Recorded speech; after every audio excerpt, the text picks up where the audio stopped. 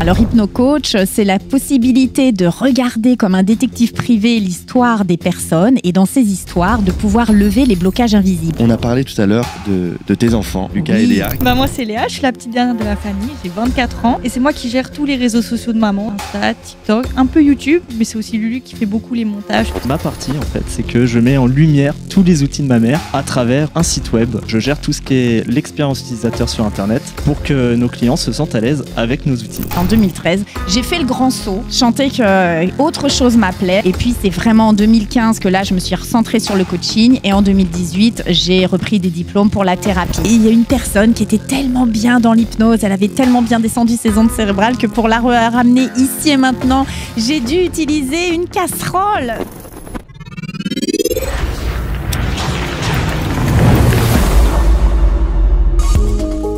Aujourd'hui, nous allons découvrir le milieu du développement personnel et professionnel, car oui, il arrive que l'on perde notre chemin en cours de route. Et dans ces moments-là, nous avons besoin parfois de ces héros de l'ombre qui nous aident et accompagnent à retourner dans le droit chemin, telle une boussole.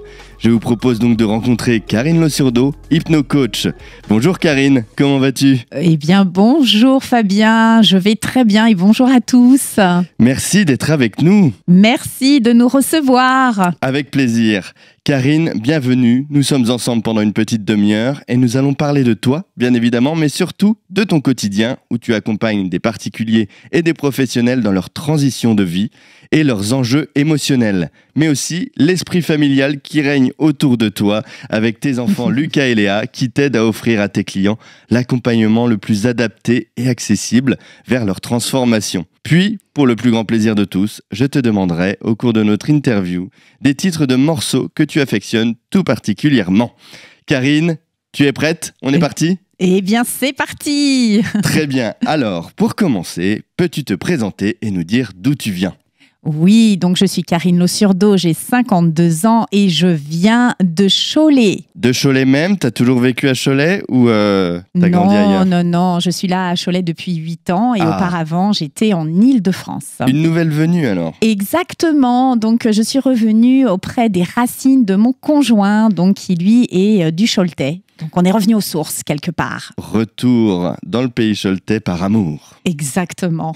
Karine, tu es avec nous aujourd'hui car tu exerces un métier de l'ombre, HypnoCoach. Alors, pour être précis, pourrais-tu nous dire en quelques mots la définition de ton métier en général ? Et surtout, d'où ça vient, HypnoCoach ?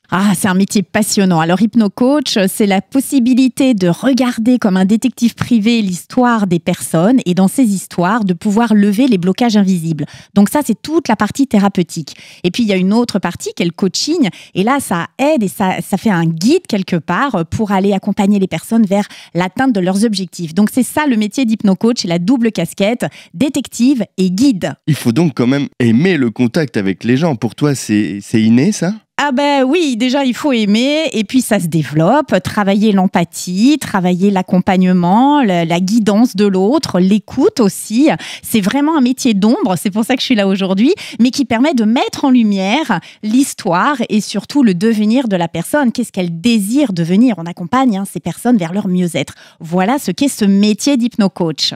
C'est quelque chose que tu as appris sur le long terme ou c'est quelque chose que tu avais déjà en toi, cette envie d'aller vers les gens comme ça ? Je l'avais déjà en moi, mais c'est vrai qu'après, je l'ai développé parce que pour être HypnoCoach, il faut parfois, souvent même avoir une histoire qui est la sienne peut-être un peu compliquée, d'avoir déjà travaillé son histoire et de cette histoire, ensuite, les outils qu'on a développés à travers la résolution de certains problèmes, on les met au service des autres. C'est comme ça que moi, je suis arrivée à ce métier passionnant. Mais je ne l'ai pas toujours fait. Eh bien, ça tombe bien, ça va être ma question suivante.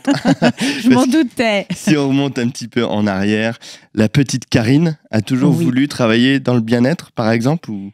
Alors non, la petite Karine, elle voulait travailler dans l'accompagnement, mais elle voulait être professeure de sport. Et puis à l'époque, puisque j'ai 52 ans, il fallait un bac D. Et moi, j'étais très bonne en littérature, pas en mathématiques. Et donc, j'ai fait un bac littéraire. Et du coup, je me suis réorientée. Et je suis allée vers le commerce parce que j'ai quand même cette facilité de parler aux gens. Et de ce commerce, j'ai intégré la banque, j'ai monté plusieurs échelons, j'ai repris des études à Sciences Po. J'ai ensuite été moniteur des ventes. J'ai été manager pendant quelques quelques années. Et puis en 2013, j'ai fait le grand saut. Je sentais que autre chose m'appelait. Et puis là, je suis devenue formatrice pour accompagner tout ce qui est la partie économique, managériale et commerciale. Et puis, c'est vraiment en 2015 que là, je me suis recentrée sur le coaching. Et en 2018, j'ai repris des diplômes pour la thérapie. Voilà mon parcours. Et ça fait depuis 2018 maintenant que je suis axée sur cette thérapie et ce coaching à travers l'hypnose et à travers donc les outils de coaching qui sont nombreux d'ailleurs. C'est intéressant ça, de partir du milieu un peu plus terre à terre, tertiaire, même commercial, c'est ça, oui. jusqu'à accompagner les gens, mais plus dans leur côté personnel, loin des chiffres et du management marketing. T'as tout compris, mais en même temps, ça se fait très bien. Et si tu regardes bien, le commercial, c'est quand même comprendre les besoins des personnes. Et donc, la thérapie, c'est aussi comprendre les besoins, mais on va travailler pour aller comprendre les blocages qui sont invisibles. Et c'est ces blocages, une fois qu'ils sont levés, qui permettent à la personne de bien dessiner et sereinement son futur. Voilà ma passion. Eh bien, on la comprend mieux maintenant. Et suite à ça, quelles ont été, on va dire, les différentes étapes et quel chemin t'as amené à devenir et à trouver ce métier qu'est hypnocoach?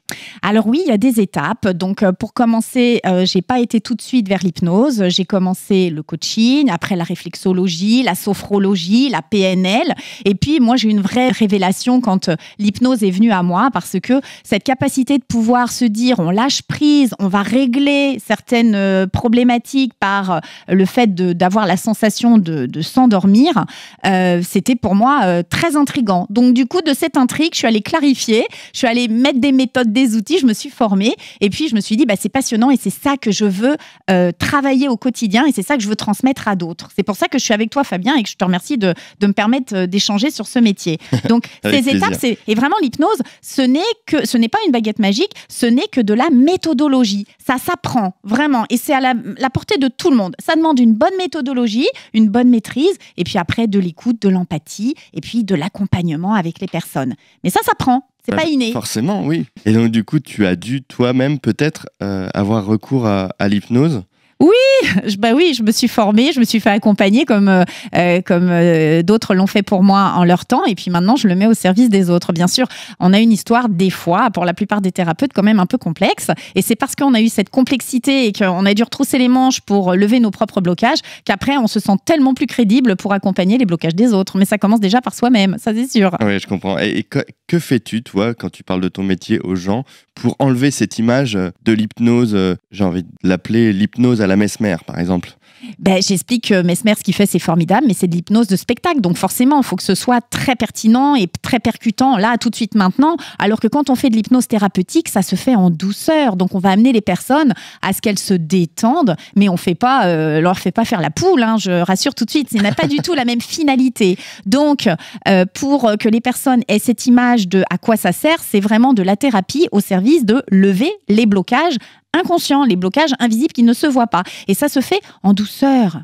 Voilà. La vie, elle est déjà assez compliquée. Si en plus, on nous met des coups de boule en plus, non. Ça se fait tout en douceur. Et puis, quand la personne, elle revient ici et maintenant, elle ne comprend pas trop ce qui s'est passé. Mais je peux te dire que sa partie subtile, sa partie inconsciente, elle a été dans cette porte secrète, là où elle a rangé plein de choses. Et puis, elle a commencé à faire du ménage. Et les personnes se sentent de mieux en mieux. De toute façon, moi, ma plus belle des récompenses, c'est de voir la satisfaction des personnes. Donc, j'ai envie de te dire, c'est les autres qui en parlent le mieux. Et quelle qualité tu dirais qu'il faut pour faire ton métier? C'est tellement pertinent. Alors, besoin de beaucoup d'empathie. Et l'empathie, ce n'est pas la sympathie. Je fais la différence des autres. C'est-à-dire capable de se mettre à la place de l'autre, entendre, l'écouter, mais surtout pas souffrir avec. Ça, c'est faire la part des choses entre l'histoire, c'est son histoire à lui, à l'autre, et c'est pas la mienne. Donc, on ne souffre pas avec et on ne fait pas de projection sur sa propre histoire. Ça, vraiment, ça demande d'être bien ancré, bien dans sa posture de thérapeute et de rester dans cette posture. Point. Donc l'empathie. Ensuite, bien évidemment, l'écoute.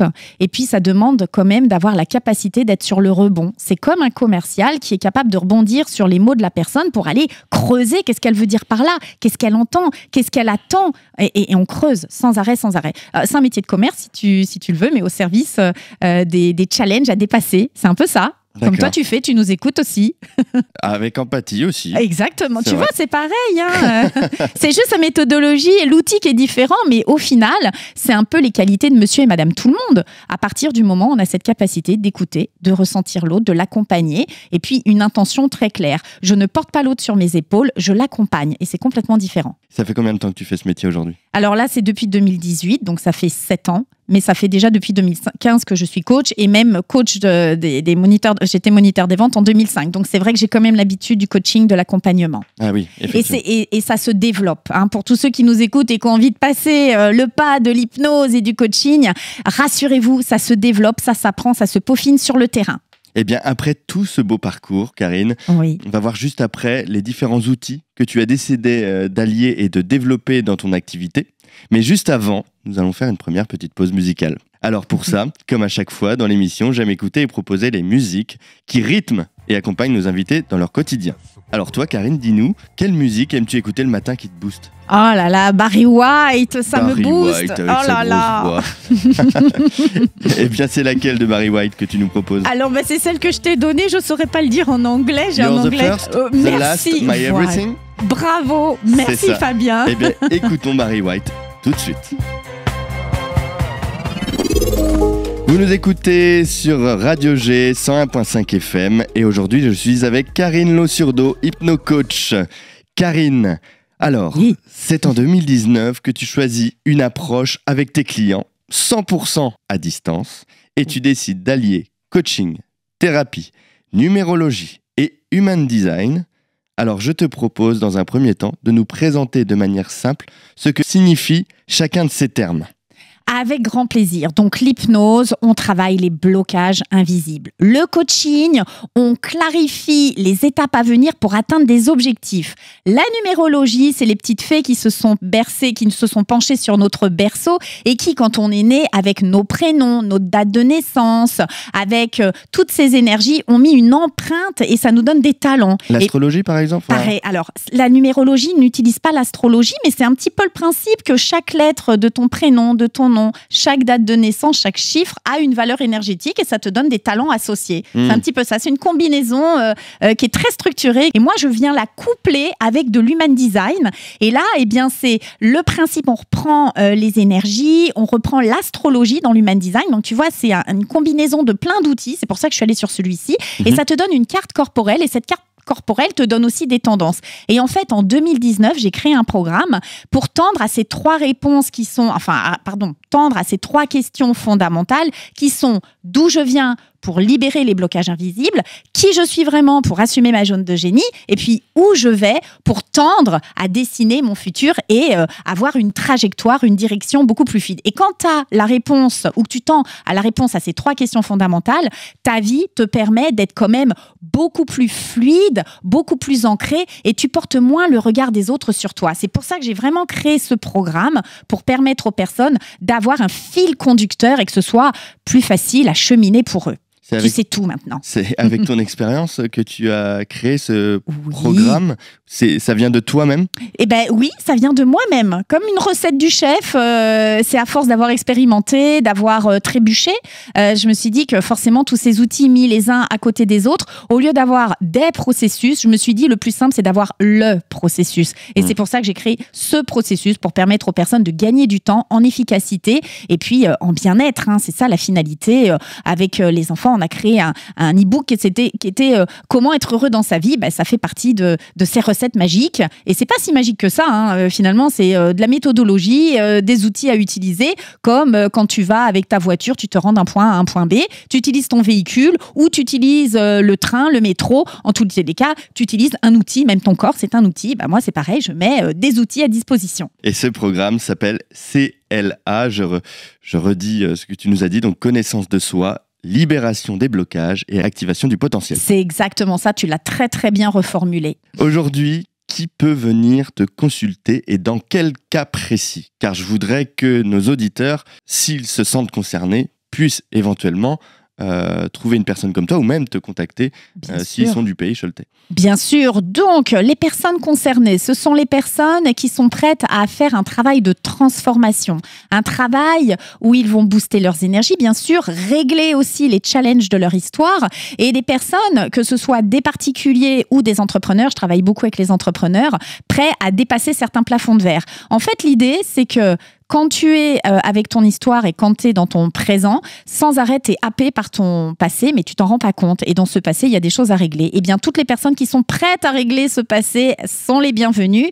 Celles qui vont tellement mal et qui ont besoin déjà d'aller un petit peu mieux, je les invite à utiliser un autre outil. Le mien demande quand même d'avoir déjà une certaine stabilité de base. Et une fois qu'on a cette stabilité, là, on peut aller vers la transformation, c'est-à-dire aller au-delà de la forme. Donc, ça demande une certaine maturité quand même émotionnelle. Tu vois, ce que j'appelle une maturité émotionnelle, c'est le fait d'être prêt, prêt à se bouger. Prêt à en parler.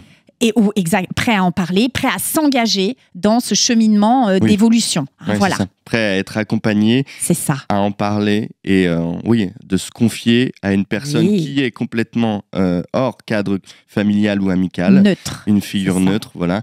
Exactement. Est-ce que tu as, par exemple, des exemples ou cas précis dans des contextes dans lesquels des personnes sont venues te voir? Oui, écoute, je vais t'en citer un. Dernièrement, c'était un monsieur charmant qui avait du mal à passer le cap de se dire je m'installe à mon compte. Et en fait, il avait plein de barrières, plein de loyauté familiale. Tu sais, ces petites graines qu'on plante petit en disant qu'il n'allait pas être capable, qu'il devait faire comme papa. Et puis en fait, une fois qu'il a enlevé tous ses manteaux de protection, lui, son vrai truc à lui, c'était de pouvoir s'installer à son compte et de faire un élevage. Et c'est ce qu'il a fait. Et aujourd'hui, il m'envoie des photos, il me fait des petits coucous pour me dire que ça y est, il a franchi le pas et qu'est-ce qu'il est heureux. Donc ça, c'était un bel exemple que je retiens dernièrement. Alors, sans vouloir comparer ton métier, quelle est, je dirais, la différence quand même avec le psy? Ah, ta question, elle est tellement pertinente. Mes collègues psy font un travail remarquable, mais ils font un travail sur de l'analyse. On va comprendre le pourquoi, on va travailler dessus. Et c'est vrai que c'est un processus qui est assez lent.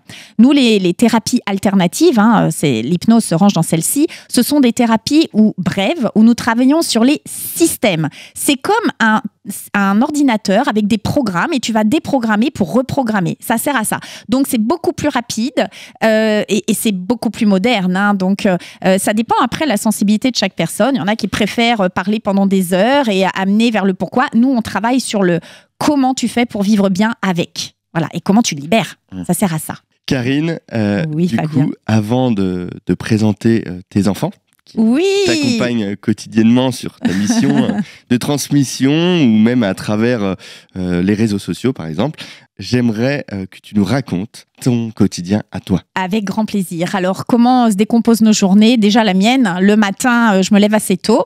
Et puis, la matinée, je la consacre aux consultations, aux accompagnements.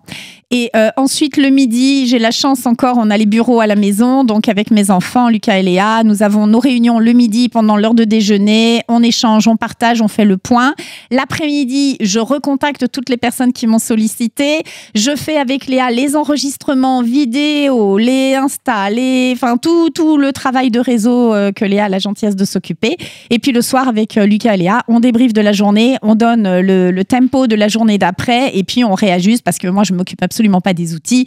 Ce sont les enfants qui gèrent, mais ils me demandent toujours où moi j'en suis par rapport aux accompagnements et les derniers outils que je mets en œuvre, la boutique d'hypnose MP4, puisque pour ceux qui ne peuvent pas venir nous voir, on met quand même d'autres outils à disposition. Donc tout ça, ça demande une sacrée organisation et ça se fait le soir. Et les journées sont bien remplies. Oh, j'imagine, oui. Donc tu dois doser entre ton travail et tes consultants. C'est ça, mes consultants, exactement. Tes enfants.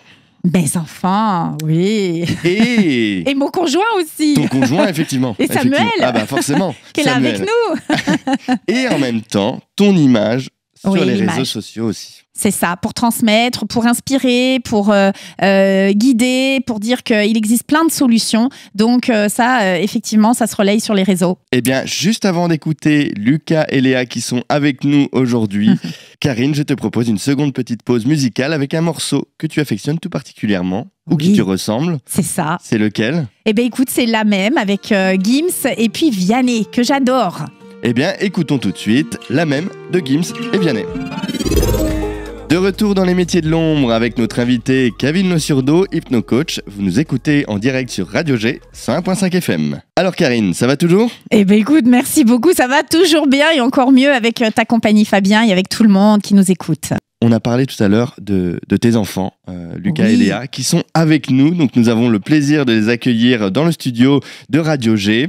Alors pour commencer, allez, Lucas, peux-tu te présenter et nous dire quelle est ta mission au sein de cette aventure familiale ? Eh bien écoute, bonjour, je me présente, je suis Lucas, je suis web designer. Ma partie en fait, c'est que je mets en lumière tous les outils de ma mère à travers un site web. Donc je gère tout ce qui est l'expérience utilisateur sur Internet pour que nos clients se sentent à l'aise avec nos outils. C'est notre Lulu qui met en lumière tous ces outils, merci à lui, vraiment travail remarquable depuis toutes ces années déjà. Merci mon fils. Tu as fait Bravo. quel parcours d'études Lucas pour ça ? Alors moi je suis allé au CEFI à Angers, une superbe école dans le domaine du web design que je recommande vraiment. Et puis après je suis allé directement avec ma mère pour développer les outils justement dans le milieu de l'hypnose D'accord. et du bien-être. Ça va, pas trop loin à envoyer le CV. Ça va. Non, mais ce que Lucas oublie de dire, c'est qu'il a passé son bac plus 2 à 17 ans. Tu vois, c'était déjà oui. Oui, voilà. Donc déjà, depuis qu'il a 10 ans, ça a été le fondateur de Tibiland. Enfin bref, c'est déjà un passionné et c'est un génie. Mais même si c'est mon fils, je le dis, c'est un génie. Il y en a une autre qui est avec nous. Notre deuxième génie. C'est Léa. Bonjour Léa, comment vas-tu ? Bah, ça va bien, bah, du coup je me présente. Oui, vas-y, avec plaisir. Bah, moi c'est Léa, je suis la petite dernière de la famille, j'ai 24 ans et c'est moi qui gère tous les réseaux sociaux de maman, donc Insta, TikTok, un peu YouTube, mais c'est aussi Lulu qui fait beaucoup les montages, tout ça. Et toi, donc tous les jours que tu fournis du travail, comme ça, tu as créé peut-être un petit studio à la maison pour enregistrer tout ça ? Ouais, bah du coup j'ai aménagé un petit coin dans ma chambre, on va dire. D'accord. Ouais, donc je fais à la maison tous les jours, matin, midi, soir, hein, on mange du maman. Mais c'est passionnant. Ah bah, j'imagine. Merci ma chérie, c'est passionnant, oui. Justement, quel est votre ressenti de travailler comme ça en famille ? Qui est-ce qui veut prendre la parole ? Moi, vas-y. Hein. Allez ma chérie. Moi, perso, je trouve ça génial de travailler en famille. Parce que déjà, nous, on est très fusionnels, très proches et tout. Et du coup, il y a une bonne cohésion d'équipe. Genre, chacun a son rôle. Et chacun sait ce qu'il doit faire et on se comprend bien. Globalement, ça va. Forcément. Exactement. Ouais. Hein. Oh là là. Moi, je trouve ça cool. Moi, j'adore perso. Je me verrais pas travailler ailleurs. Oui, parce que toi, tu as terminé tes études, Léa ? Ouais. T'as fait quoi comme études ? J'ai un parcours un peu atypique aussi. Et du coup, moi, j'ai passé tous mes diplômes à la maison, justement. Ah oui ? Ouais. Et du coup, j'ai fait un bac plus 3 et un MBA dans le marketing et la communication. Et Un donc, très beau parcours, hein. Oui, Oh là c'est là. un très beau parcours. Et tous ceux qui ont du mal à aller à l'école, je leur invite à pas lâcher. Léa, elle a fait dans les livres et comme quoi tout est possible. C'est pour ça notre famille, on est un peu atypique, mais j'espère qu'on va inspirer les auditeurs et donner l'envie de poursuivre malgré les obstacles. je suis très heureux Accrochez-vous. de vous recevoir. Vous êtes une réelle Merci. famille de l'ombre. C'est ça, exactement. Merci Fabien. Alors, moi, j'ai une question pour Léa et Lucas. Dis-nous. Est-ce que vous êtes fiers de votre maman ? Ouais. Énormément. Énormément. Oh, On est très, très merci fiers. mes chéris. C'est ce que je voulais entendre. Moi, je suis fière de vous, mes chéris. Bon, en tout cas, merci beaucoup Léa et Lucas d'avoir participé. Et maintenant, on va revenir un peu, on va recentrer un petit peu les choses sur Karine avec son travail d'hypnocoach. Parce que j'aime bien demander à mes invités s'ils ont des petites anecdotes croustillantes qui ont pu leur arriver au sein de leur travail. Oh oui. Donc, comme tu le sais, maintenant, j'exerce à distance depuis très longtemps. Et il y a une personne qui était tellement bien dans l'hypnose, elle avait tellement bien descendu ses ondes cérébrales que pour la ramener ici et maintenant, j'ai dû utiliser une casserole. Voilà, alors je rassure les... Oui, j'ai dû taper pour bien la ramener ici et maintenant. Les enfants, d'ailleurs, se demandaient qu'est-ce qui se passait dans la maison. Pour la réveiller, pour la ramener ici et maintenant. Parce qu'elle avait descendu ses ondes cérébrales très basses. Elle était tellement bien dans cet état hypnotique pour le retour. En général, je compte et puis je fais des claquements de doigts. La personne revient ici maintenant. Et là, elle a mis un petit peu plus de temps. Et pour être plus efficace, j'ai pris une casserole et j'ai tambouriné. Donc, je rassure les auditeurs, c'est un état naturel, l'hypnose. On revient toujours, quoi qu'il en soit. Mais là, il a fallu que je lui donne un petit coup de pouce pour qu'elle revienne un petit peu plus rapidement. Voilà cette anecdote. Et on en a beaucoup rigolé avec cette personne et les enfants après le soir qui m'ont entendu avec la casserole taper ma cuillère de bois. C'était très drôle. Voilà l'anecdote. Aujourd'hui, tu es fière de ton parcours aussi ? Oui, très. D'où je viens, oui. Ah oui, j'oublie pas d'où je viens et je suis très fière. Et mon moteur, c'est vous, les auditeurs, et puis mes enfants. ça c'est sûr. Karine, merci beaucoup. Lucas et Léa également, merci à vous. Merci. à toi. Merci. C'était un réel plaisir de vous avoir en tout cas au micro de Radio G avec nous aujourd'hui et j'espère que nos auditeurs auront un regard différent sur ce métier de l'ombre qu'est hypno-coach. Bonne continuation à vous. À la prochaine la petite famille. Merci. En attendant, nous on se retrouve dans 2 semaines pour découvrir un tout autre métier qui agit encore une fois dans l'ombre et qui reste indispensable. Très belle journée à vous et n'oubliez pas, chaque voix mérite d'être entendue. À dans 2 semaines. Bye.